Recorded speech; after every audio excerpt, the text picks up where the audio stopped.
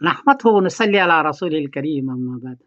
बरतानिया के एक बड़े आलिम ने तकरीर करते हुए फरमाया कि औरतों को मस्जिद में आने दिया जाए। लोगों ने पूछा है कि असल मसला क्या है।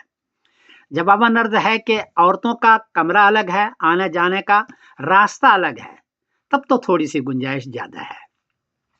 लेकिन अगर एक ही मस्जिद है और उसी में अगले सफ में मर्द है, पिछले सफ में औरत है, तो हमारे उलमा सख्ती से इसको मना करते हैं। दलील क्या है? दलील यह खुद ये हदीस है, क़ाला रसूलुल्लाह सल्लल्लाहु अलैहि वसल्लम ला तमनऊ निसाअकुमुल मसाजिद व बुयूतुहुन्ना खैरुल लहुन्ना। अबू दाऊद शरीफ 567 फरमाया कि औरतों को मस्जिद से रोका ना करो, लेकिन वो घर में नमाज पढ़े तो ज्यादा बेहतर है। खुद हदीस में है कि घर में नमाज पढ़े तो ज्यादा बेहतर है। इस पर हमारा अमल है और उसकी दो वजह है। एक तो वजह है कि अगर मस्जिद में औरतें आने लग जाए तो मर्दों का खुशू खुशू खत्म हो जाएगा। जी हजरत, खुशू खुशू खत्म हो जाएगा।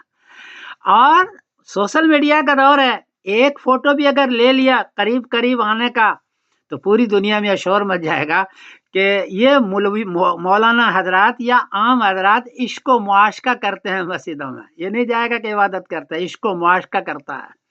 और ये इतना जाएगा कि आपकी मस्जिदें बदनाम हो जाएगी।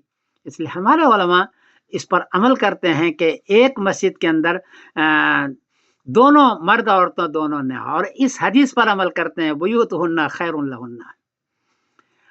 हिंदुस्तान में एक है आसाराम, बेचारा इसी चक्कर में मर्द औरतों का उनका फोटो ले लिया गया, आज भी वो जेल में है। तो क्या चाहते हैं कि आप भी जेल में जाएं, आपके उलमा जेल में जाएं, आपके आवाम जेल में जाएं? ये चाहते हैं आप? सोशल मीडिया का दौर है ना, सोचो भी तो सही। गुंजाइश और है, एहतियात और है। हमारे उलमा एहतियात पर अमल करते हैं। अल्लाह का शुक्र है, बहुत मरता देखा मैंने कि अहले अरब हदीस हदीस करके बहुत सारी गुंजाइशें निकाल लेते हैं। और उलमाए देवबंद हदीस पर अमल करते हैं, लेकिन अगर कौले साहबी कौले ताबई हो या हदीस आयत इशारत तो नस हो, उस पर अमल करते हैं और एहतियात पर अमल करते हैं। ये मैंने देखा और इसके लिए अल्हम्दुलिल्लाह मैंने तकरीबन आज 32 जिल्दें लिख चुका हूँ।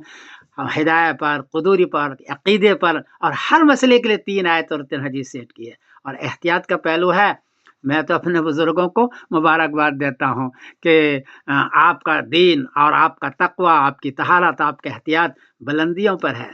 इसके लिए बहरहाल हर एक का नज़रिया अलग अलग होता है। मेरा नज़रिया यह है कि औरतों के लिए घर में नमाज पढ़ना ज़्यादा बेहतर है, मस्जिद में इतना न लाया जाए। यह मेरा नज़रिया है, हमारे बुजुर्गों का नज़रिया है। वो गलती हुई तो माफ़ करना। मैं समीरुद्दीन कासिम बोल रहा हूँ, मैनचेस्टर इंग्लैंड से। अस्सलाम वालेकुम व रहमतुल्लाहि व बरकातुहू।